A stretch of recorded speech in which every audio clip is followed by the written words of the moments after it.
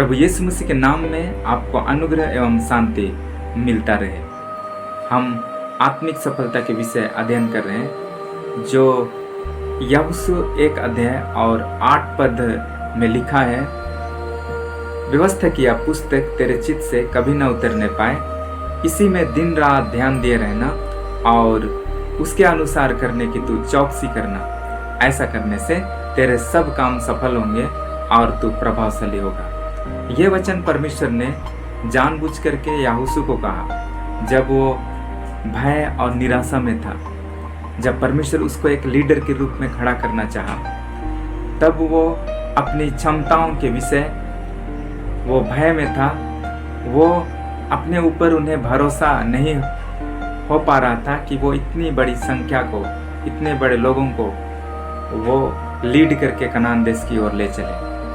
परमेश्वर ने उसको ये वचन दिया था कि व्यवस्था की पुस्तक तेरे चित्त से कभी न उतरने पाए। और इस वर्ष में जो सफल शब्द है उसी को हमने कीवर्ड के रूप में लिया है और इस अध्ययन को हमने शुरू किया है। सफलता व्यवस्था की पुस्तक से जुड़ा हुआ है, बाइबल से जुड़ा है। और इस सफलता को प्राप्त करने के लिए हमें बाइबल को जानना जरूरी है। जब हम बाइबल को गहराईता से अध्ययन करते हैं, जितना गहराई में हम जाते हैं, इस सफलता को उतना हम जानते हैं। जितना हम परमेश्वर के निकट आते हैं, उतना हम इस सफलता के करीब आते हैं। ये अध्ययन आत्मिक सफलता का अर्थ क्या है, इससे संबंधित है। इस संसार में जो सफलता है, जो हम जनरल सफलता, सामान्य सफलता हम कह सकते हैं, उसमें लोग सफलता को डिफाइन कैसे करते हैं। जो चीज़ हम पाना चाहते हैं अपने जीवन में, उससे प्राप्त करना, उसकी प्राप्ति हो जाना सफलता है। जो पढ़ाई करते हैं उनको जब पढ़ाई में सफलता मिलती है, पढ़ाई में जब टॉप स्थान प्राप्त करते हैं, पढ़ाई में जब एग्ज़ाम के दौरान वो टॉप स्थान या पास कर जाते हैं, तो वे कहते हैं मैं सफल हो गया। इसी तरह से जितने किसान खेतों में काम करते हैं, उनका जो उद्देश्य है वो एक अच्छा फसल प्राप्त करना, और जब उनको ये चीज़ मिलती है तो वो कहते हैं कि मैं सफल हो गया हूँ। इसी तरह से जितने बिजनेसमैन हैं, वो अपने बिजनेस में एक टारगेट को लेकर के चलते हैं कि मुझे इतना अर्न करना है। जब वो उस बिजनेस में उतना अर्न कर लेते हैं तो वे कहते हैं कि मैं सफल हो गया। कई बार आप घर बनाने के विषय सोचते हैं और इसके लिए आप पैसे इकट्ठा करते हैं। जब आपका घर तैयार हो जाता है, आप कहते हैं कि मैं सफल हो गया। कई बार आप कोई वाहन, मोटरसाइकिल लेना चाहते हैं, इसके लिए आप पैसा जमा करते हैं। जब आपके पास पर्याप्त पैसा होता है, आप ले लेते हैं और आपको एक खुशी, आनंद मिलता है, क्योंकि आपने जिस लक्ष्य को अपने जीवन में तय किया था उसे आपने प्राप्त कर लिया, आप सफल हो गए।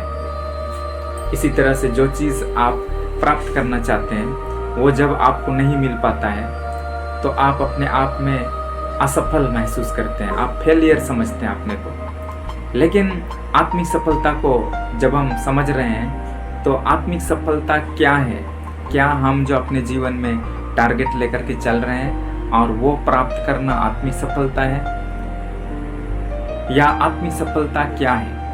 पवित्र शास्त्र बाइबल हमें इसके बारे में क्या बताती है? आत्मिक सफलता का मतलब है जब परमेश्वर ने आपको और मुझको अपने समांतर स्वरूप में रचा, जब परमेश्वर ने आपको इस धरती पर भेजा है, तो परमेश्वर आपको जानता है, वो आपको सृजा है, वो आपका डिजाइन किया है, और इसलिए आपके अंदर में उसने बहुत सारे टैलेंट्स को दिया है। हर व्यक्ति के अंदर जो टैलेंट है, हर व्यक्ति के अंदर जो गुण है, हर व्यक्ति के अंदर जो वरदान परमेश्वर ने दिया है, अलग अलग वरदानों को उसने दिया है। यह सब कुछ इसलिए उसने दिया है ताकि हम इस विशेष वरदान के द्वारा जो हमारे अंदर परमेश्वर ने डाला है, उसके द्वारा से हम परमेश्वर को महिमा करें। इस धरती पर जब हम एक मनुष्य के रूप में जीवन व्यतीत कर रहे हैं, तो हमें इस दुनिया से जाने से पहले इस बात को जानना है कि मेरे अंदर परमेश्वर ने किस वरदानों को रखा है, या तो हमें इस बात को जानना है, समझना है कि मैं क्यों बनाया गया हूँ। और जब परमेश्वर हमें जब बनाया तो उसने किस उद्देश्य से हमारा डिजाइन किया है, उस उद्देश्य को जब हम इस धरती पर पूरी करते हैं तो हम परमेश्वर की इच्छा को पूरा करते हैं, तो हम आत्मिक सफलता में हम हैं। यिर्मयाह 29 अध्याय और उसका 11 पद में लिखा है, यिर्मयाह और उसका 29 अध्याय और 11 पद।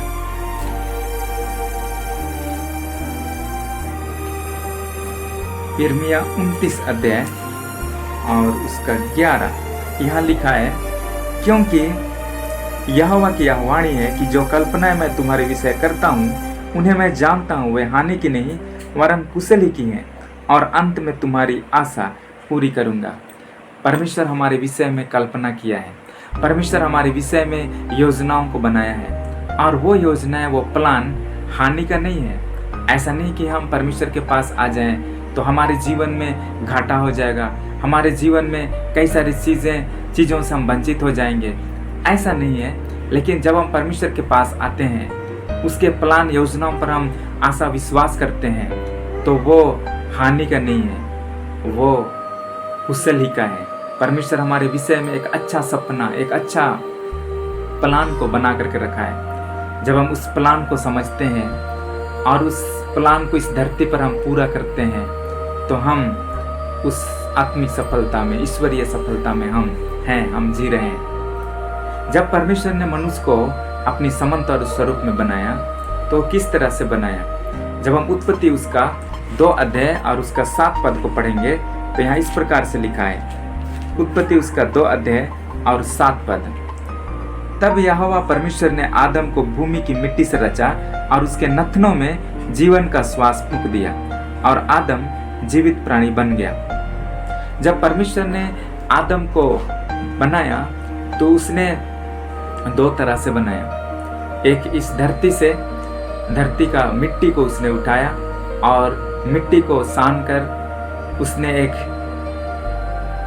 पुतला बनाया, और दूसरा भाग जो है वो हम परमेश्वर से बनाए गए हैं। परमेश्वर ने अपना आत्मा को, अपना प्राण को हमारे अंदर डाला, आदम के अंदर उसने डाला। जब हम आत्मिक सफलता के विषय में अध्ययन कर रहे हैं तो हमें इस बात को जानना होगा कि मैं किस तरह से बनाया गया हूँ, क्योंकि सफलता एक भाग में नहीं है। आत्मिक सफलता, जिस सफलता के बारे में हम अध्ययन कर रहे हैं, वो सफलता अपने आप में पूर्ण है, और इसलिए हमारे जीवन में जब तक ये पूर्ण सफलता नहीं आएगा, पूर्ण सफलता कहने का मतलब हमारे जीवन के हर एक भाग में सफलता। हम सिर्फ शारीरिक रूप से भौतिक चीज़ों को हमने प्राप्त कर लिया और हम कहेंगे कि मैं तो सफल हूँ, मेरे पास अपार धन संपत्ति है। नहीं, हम जब बनाए गए तो हम शरीर, प्राण और आत्मा में बनाए गए। परमेश्वर ने आपको और मुझको जब बनाया तो हमारे अंदर 3 भाग को उसने रखा है। पहला आत्मा है, दूसरा प्राण है और तीसरा यह शरीर है। यह शरीर मिट्टी से बनाया गया है, भौतिक संसार है ये, और हमारे अंदर जो परमेश्वर ने डाला है आत्मा और प्राण, यह परमेश्वर से हमें मिला है। तो जब हम आत्मिक सफलता में, जो ईश्वरीय सफलता है, उसका पर्पस क्या है, उसका उद्देश्य क्या है कि हम तीनों भागों में हम एक सफल जीवन व्यतीत करें। जब तक हम तीनों भागों में एक सफल जीवन व्यतीत नहीं करेंगे, तब तक हम पूर्ण सफलता में, ईश्वरीय सफलता में हम नहीं हैं। और वो परमेश्वर चाहता है कि हम सफल हों। जब हम उत्पत्ति उसका 2 अध्याय जब हम पढ़ते हैं तो यहाँ मानव जाति का एक पूर्ण जीवन है। मानव जाति उस समय पाप में नहीं गिरे थे, आदम और हवा पाप में नहीं गिरे थे, तब तक उनके अंदर पाप नहीं पाया गया था, और इसलिए दोनों उस समय पूर्ण स्थिति में थे। शरीर, प्राण, आत्मा में वो पूर्ण थे। अगर हम हमारी सफलता के विषय में हम अध्ययन करेंगे कि मुझे कैसा होना चाहिए, तो हम उत्पत्ति 2 चैप्टर को हम पढ़ सकते हैं, जहाँ वो तीनों भाग में वो सफल था। और उसके बाद 3 चैप्टर से तीसरा चैप्टर में जब हम पढ़ते हैं तो वहाँ पाप मनुष्य के जीवन में इंटर किया। जब पाप मनुष्य के जीवन में इंटर किया, प्रवेश किया, तो मनुष्य फेलियर हो गया, क्योंकि परमेश्वर उसके जीवन में नहीं था। परमेश्वर उनको छोड़ करके चला गया। जब परमेश्वर के साथ मनुष्य का सहभागिता टूट गया तो हम सफल से असफल हो गए, हमारे जीवन में फेलियर आ गया और उसके बाद मनुष्य का जीवन कठिन हो गया। तो आज हम सब जितने मनुष्य जाति हैं, हम गिरे हुए इंसान हैं, क्योंकि वचन में लिखा है सबने पाप किया और परमेश्वर की महिमा से रहित हो गए। जब मनुष्य परमेश्वर की महिमा से रहित हो गया तो उनका जीवन में कठिनाइयाँ आई, उनका प्राण में, उनका शरीर में कठिनाई आना शुरू हो गया, वो फेलियर हो गया। और फेलियर होने के कारण से ही यीशु मसीह इस धरती पर आए, आपको और मुझको फिर से स्थापित करने के लिए। यीशु मसीह फिर से आपको वो सफलता देने के लिए इस धरती पर आए।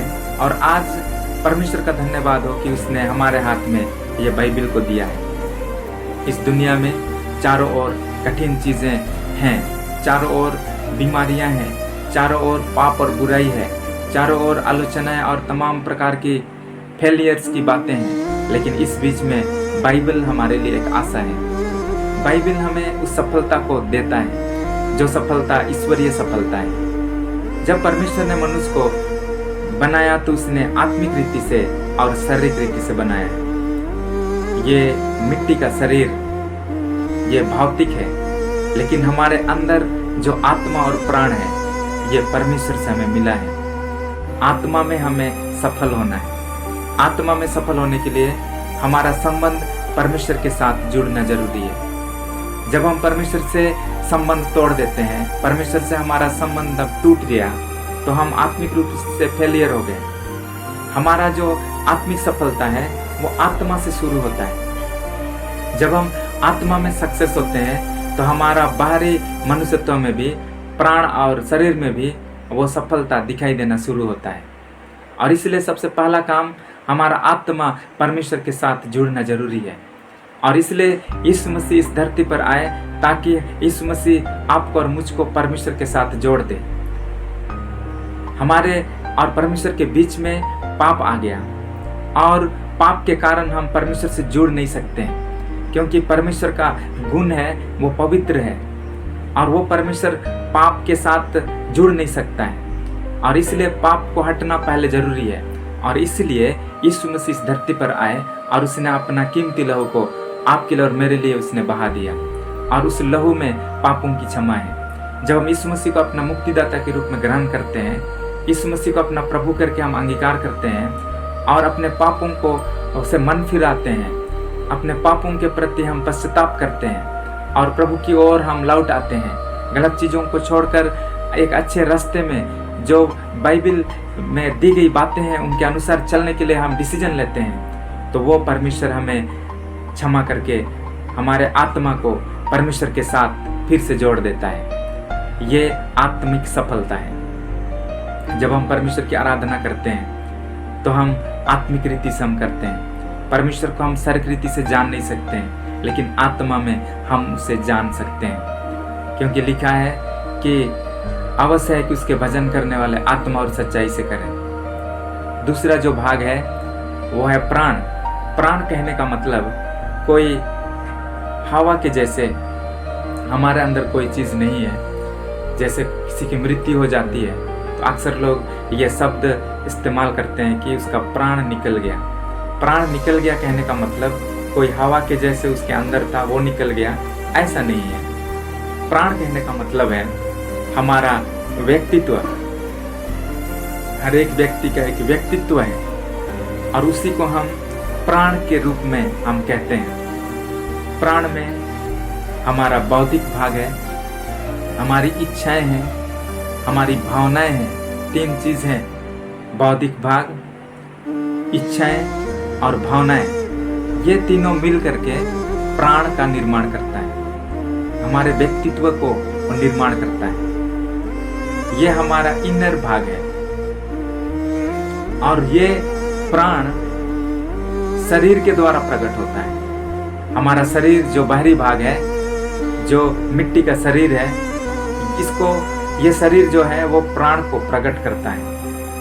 प्राण में जो बुद्धि की बातें हैं, बौद्धिक भाग है, जिसमें हम डिसीजन मेकिंग करते हैं, निर्णय लेते हैं, नए नए चीज़ों को जो अपने जीवन में हम करते हैं, पढ़ाई करते हैं, काम के समय में हम जिस तरीके से सोचते हैं, वो सारा चीज़ हमारा बुद्धि है। और इसी तरह से उसके अंदर में भावनाएं हैं। प्राण कहने का मतलब हमारे अंदर जो भावनाएं हैं, भावनाएं कहने का मतलब खुशी, आनंद, कई बार हम निराशा हो जाते हैं, दुखी, भय, ये सारा चीज हमारा इमोशन है, हमारा भावनाएं हैं। इसी तरह से इच्छाएं हैं, हमारे अंदर कई तरह की इच्छाएं हैं, कुछ बुरी इच्छाएं, अच्छी इच्छाएं। बुरी इच्छा कहने का मतलब जो बाइबल आधारित नहीं है, अच्छी इच्छाएं कहने का मतलब जो बाइबल आधारित है, जो परमेश्वर की इच्छाएं, परमेश्वर का सोच है, परमेश्वर का विचार है।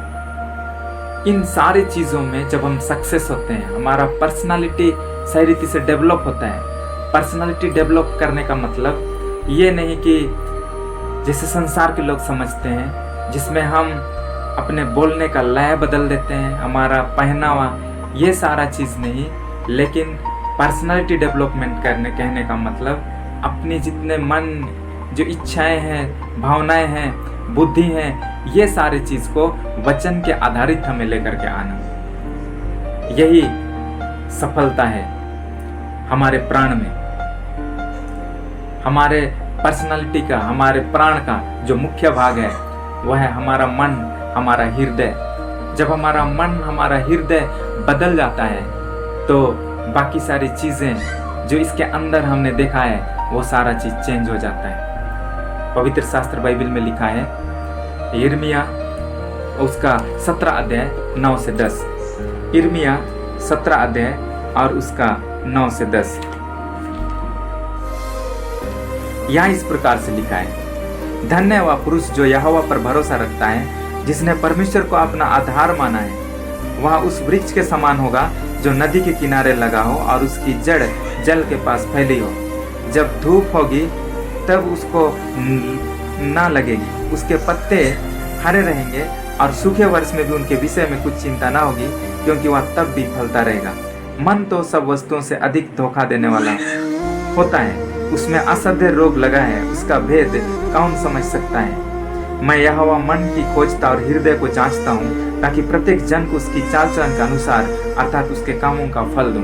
इसलिए यीशु मसीह जब इस धरती पर आए तो उसने सबसे पहले जो प्रचार किया, उसने कहा मन फिराओ, क्योंकि स्वर्ग का राज निकट आ गया है। हमारा मन परिवर्तन होना जरूरी है। ये आत्मिक सफलता है।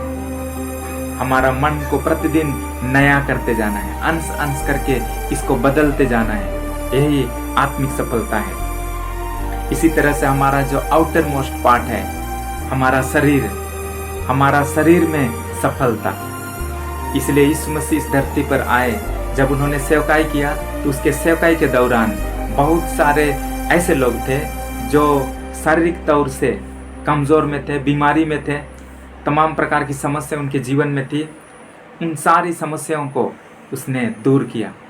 इसी तरह से संपूर्ण बाइबल में जब हम लोग स्टडी करते हैं तो कई एक जगहों पर परमेश्वर के दासों ने हर प्रकार से लोगों का उन्होंने मदद किया है, चंगाई और छुटकारा उन्हें मिला है, क्योंकि परमेश्वर चाहता है कि हम शारीरिक तौर से भी सफल जीवन जिएं, हमारा शरीर हृष्ट पुष्ट हो और हम शारीरिक भाग में, जितना भी हमारा शारीरिक भाग में आने वाले तमाम क्षेत्रों में हम सक्सेस हों। यही आत्मिक सफलता है। शारीरिक जीवन में चंगाई, स्वस्थ रहना। जब हम इस संसार में एक शारीरिक जीवन हम जी रहे हैं तो हमें भोजन की आवश्यकता होती है, रहने के लिए घर की आवश्यकता होती है, पहनने के लिए कपड़ों की आवश्यकता होती है। इन सारी चीज़ों को जब हम सही रीति से वचन आधारित हम इसे अर्न करते हैं, अपने जीवन में हम इसे प्राप्त करते हैं। इसी तरह से जब हम परमेश्वर के ऊपर भरोसा करके, परमेश्वर को अपने जीवन का प्रभु चरवाहा मान करके जब इन सारी चीज़ों के प्रति परमेश्वर के ऊपर हम आशा भरोसा करते हैं, तो वो हम इस आत्मिक सफलता की ओर आगे हम बढ़ते हैं। जब हम इस शारीरिक जीवन जी रहे हैं तो हमारे जीवन में कई तरह की दुख और तकलीफें आती हैं। इन दुख और तकलीफों के बीच में हम किस तरह से उनका फेस करते हैं, हम किस तरह से हम परमेश्वर के ऊपर भरोसा करके उस समस्याओं के बीच में हम स्थिर खड़ा रहते हैं, ये सारा चीज़ आत्मिक सफलता को बताता है। हम किस तरह से अपने लिए मनी जुटाते हैं, आर्थिक रीति से हम मजबूत होते हैं। इसी तरह से रिश्ता में, हमारे रिश्ता अर्थात हमारे परिवार में हम किस तरह से रह रहे हैं। इसी तरह से हम बाहर जितने लोग हैं, हमारे इष्ट कुटुंब और अन्य जिनको हमने कभी नहीं जाना है, उनके साथ हमारा व्यवहार कैसा है, ये सारी चीज़ें हमारी शारीरिक सफलता के अंतर्गत आती हैं। इसी तरह से विवाह, परिवार को किस तरह से आगे बढ़ाना, ये सारी चीज़ें शारीरिक जीवन में आती हैं, जिनमें परमेश्वर चाहता है कि हम इसमें सक्सेस हों, और ये हमें पूर्ण सफलता की ओर लेकर के आता है। पहला तीमुथियुस उसका 5 अध्याय और उसका 8 पद में लिखा है। पहला तीमुथियुस और उसका 5 अध्याय और उसका 8 पद यहाँ लिखा है, पर यदि कोई अपनों की और नीच करके अपने घराने की चिंता ना करे तो विश्वास से मुकर गया है और अविश्वास से भी बुरा बन गया है। यहाँ परमेश्वर के वचन में कहा है कि पहले अपने घराने, अपने परिवार का अगर हम सही रीति से व्यवस्था नहीं कर पा रहे हैं, चीज़ों को हम सही तरीके से रख नहीं पा रहे हैं, तो फिर यहाँ लिखा है कि उनकी स्थिति अविश्वास से भी बदतर हो गई है। उसका जो हाल है वो बुरा है, अविश्वासी से भी। तो परमेश्वर का वचन हमें सिखाता है कि हमें किस तरह से अपने परिवार, अपने जीवन में हम आगे बढ़ सकते हैं, किस तरह से हम चीज़ों को सही कर सकते हैं। टोटल चीज़ को पवित्र शास्त्र बाइबल हमें बताता है, ताकि हम एक सक्सेसफुल जीवन हम जी सकें। और यही आत्मिक सफलता है, सिर्फ एक पहलू में नहीं, लेकिन जीवन के हर एक पहलू में जब हम सक्सेस होते हैं और परमेश्वर ने जिस उद्देश्य से आपको और मुझको रचा है, वो उद्देश्य को जान करके हमारे अंदर जो टैलेंट को उसने रखा है, हमारे अंदर जो उसने गुण वरदानों को रखा है, उनको डेवलप करके परमेश्वर के वचन के आधार पर उनको विकसित करके हमें उस टैलेंट को परमेश्वर की महिमा के लिए इस्तेमाल करना, यही आत्मिक सफलता है।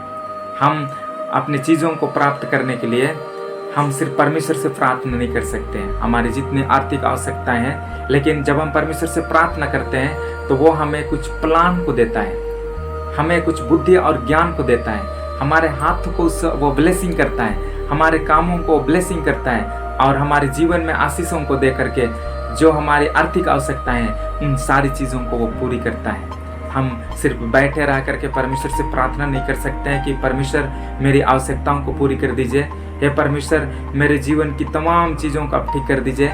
ऐसा हम सिर्फ बैठ करके परमेश्वर से सिर्फ प्रार्थना नहीं कर सकते हैं, वो परमेश्वर हमें नहीं देगा बैठे बैठे, लेकिन परमेश्वर हमें कुछ योजनाओं को देता है। परमेश्वर हमारे पढ़ाई में ब्लेसिंग को देता है, हमारी नौकरी में ब्लेसिंग को देता है। हम जो काम करते हैं, बिजनेस करते हैं, उसके बढ़ोतरी के लिए परमेश्वर हमें बुद्धि और ज्ञान को दे करके हमें आगे बढ़ाता है। तो ये आत्मिक सफलता है जो हम आने वाले दिनों में हम अलग अलग तरीक़ा से हम सीखेंगे। ये एक तरह से एक शॉर्ट में जो आने वाले दिनों में हम सीखने जा रहे हैं उसके विषय में है। तो आइए हम सब इस आत्मिक सफलता में आए, जो एक पहलू में नहीं, लेकिन आत्मा में, प्राण में, शरीर में, शारीरिक भाग में जितने क्षेत्र आते हैं, उन सारे चीज़ों में हम सफल जीवन जी करके परमेश्वर के योग्य आराधना और महिमा हम करें। परमेश्वर आपको बहुत ऐसे आशीष देने पाए। आमीन।